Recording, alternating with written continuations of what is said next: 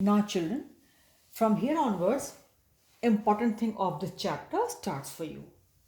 We have to first see what is oxidation number. The most important thing of this chapter is children, oxidation number. With the help of this we can do a lot. So what is oxidation number? It is the formal charge that the atom appears to have in a chemical species. It is the formal charge that the atom appears to have in a chemical species. Now, how to find out oxidation number, children? Again, I repeat, it's a formal charge, positive or negative or zero, whatever, that the atom appears to have in a chemical species. So how to calculate, how to find out what is the formal charge on that species, on that atom? It is positive or negative or zero, whatever, we have to see. So there are some rules, children, for finding out the oxidation number. So we have to keep in mind all those rules, and then applying those rules we will be able to calculate very easily the oxidation number. So first is, all elements in the elementary or uncombined state have oxidation number equal to 0. All the elements, right from element 1 till the last, whichever you have, if they are in their uncombined state, in the natural form, in the elementary form, they all will have the oxidation number 0. For example, I write anywhere, say H2. Here H will have 0. I write O2. Here O will have 0. I write just Zn. Zn will have 0. I write just phosphorus. It will have 0. So it is irrespective of it is a metal or a non-metal. Whatever is their elementary form, in the natural form, or I just write H. This H natural form, then 0, or this H elementary form, then 0, or it is O2 element natural form, then 0, zinc natural form, then 0. So means children, it is O like this or O2 in their natural form or elementary state. That's natural form or elementary state, or uncombined state. H2 like this or this, 0. O2 like this or this, it is 0. Zn, always you never see Zn2.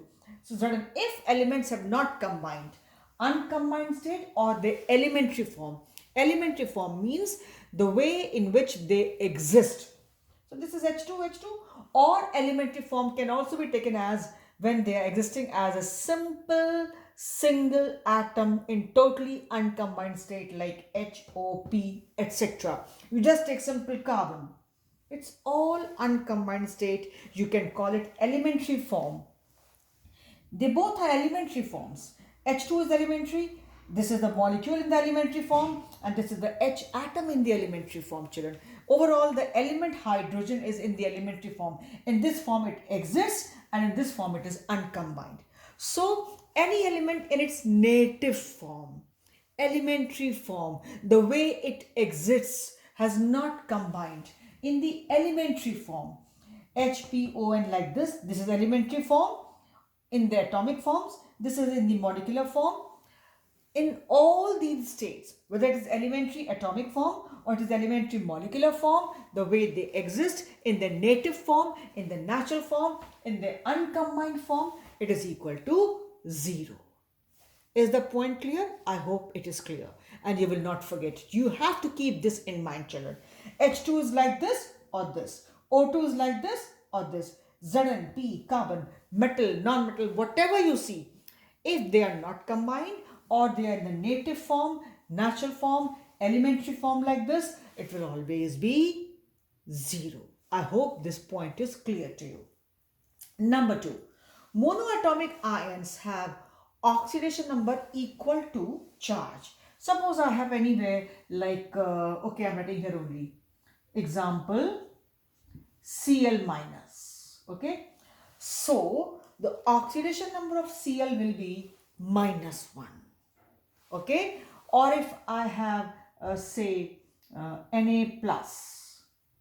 So oxidation number of Na in this will be equal to +1. So as I said, monoatomic ions have oxidation number equal to charge. If I have Cl minus, Cl will have the oxidation number -1. If I have Na plus 1, its oxidation number will be +1. Suppose I have anywhere like, okay, I'm saying here, say it is Cu2 plus. If it is Cu2 plus, Cu will have +2. So I'm just explaining. Don't get confused that I wrote this and then this. It is the explanation part. So you can see, children, this will have here +2. Oxidation number will be +2. Here it will be equal to -1. Here it will be equal to +1. Likewise. And here it's all 0, 0, 0, 0, 0, 0, 0. So you see, children, it is like this. Then F always has -1. When I'm saying always, children, means barring this state, means not in the natural form or when they have not combined. I mean, when I'm saying always, keep in mind one is in the natural form or native form or uncombined. Barring that, if F is combined anywhere, when I'm saying F always means now leaving this point, anywhere it is combined. If anywhere F is combined, fluorine is combined. I'm not saying F2, mind you.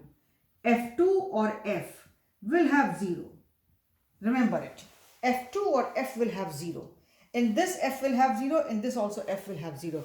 But if anywhere else it is combined, here it is native form, elementary form. Both F are in the 0 state, right? And this F, 0 here in the natural form. So if F is combined anywhere, say HF,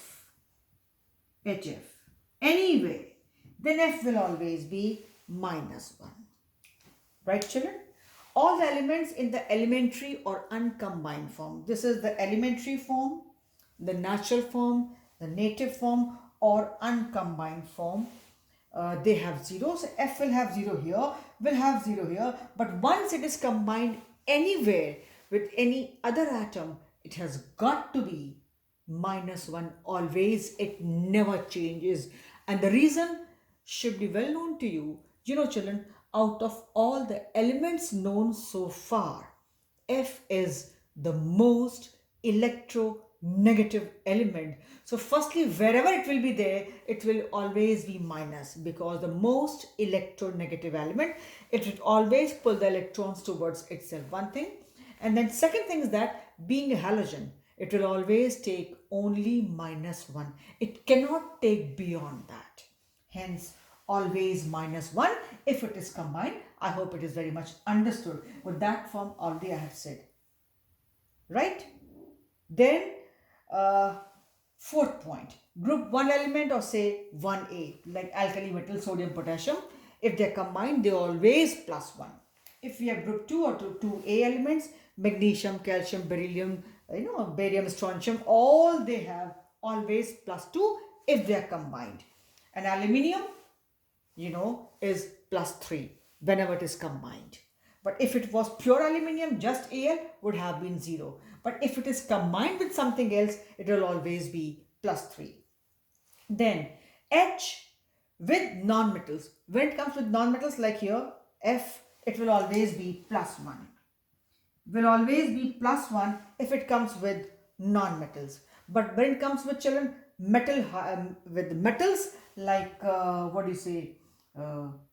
CaH2 or say lithium hydride, then H is always -1. Here H is -1. Okay, here H is -1.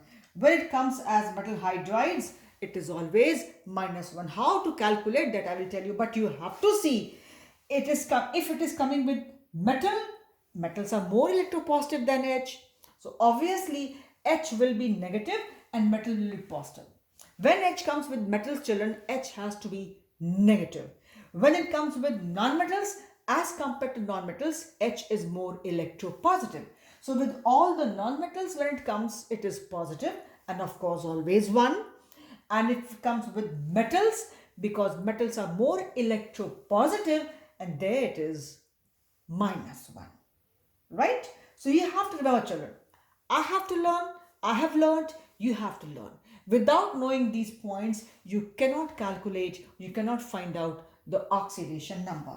Then O in general is always minus 2. And I'm saying always minus 2 means it is when combined, because we have seen in the native form, elementary form, or uncombined form, it is 0.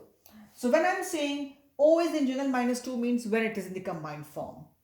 When it comes as peroxide, it is minus 1. Or if we find its oxidation number to be minus 1, then we will call that peroxide.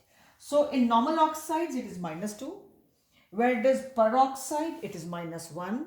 Or when it comes minus 1, we will call that compound as peroxide.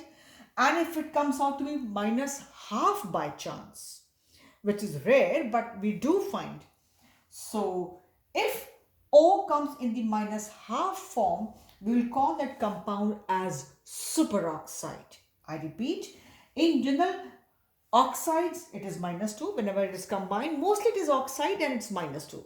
But suppose on calculation it comes out to be minus 1, then you will call it peroxide.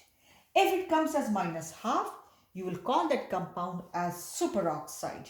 And there's only one compound, children, OF2, where O comes as plus 2, because each F is minus 1. So O will be plus 2, and why plus 2? I will prove that. You just remember in OF2, oxidation number of O is plus 2, or if you don't want to remember, you will see it will come out to be plus 2. Then algebraic sum of oxidation numbers of all the atoms in a species. Algebraic sum. You go on adding plus, minus, 0, whatever. Algebraic sum of oxidation numbers of all the atoms in a species is equal to charge present on it. You go on adding, you add up the oxidation numbers of various species, various atoms present in the species, and that will be equal to charge. I repeat, if you have a chemical species having charge and neutral, whatever, algebraic sum of oxidation numbers of all the atoms in a species is equal to charge present on that. We will see to that. We will apply these rules, and then in the next video we will see how to find out oxidation number. With the help of oxidation number, children, we can easily find out what has got oxidized and what has got reduced, and likewise many other questions will be possible on that. So these points you need to remember. They should be on the tips, not that you just wrote it and fine. No. You will learn these points, you will keep them in mind, and then you will apply those points. So they were simple points. You need to remember, you need to keep them on the tips, and then applying that, we'll be calculating oxidation numbers. So simple things, simple points I gave you, you have to learn. And for this video, we stop here, and then we'll be applying these rules for calculation of oxidation number in the next video. So for this video, we stop here.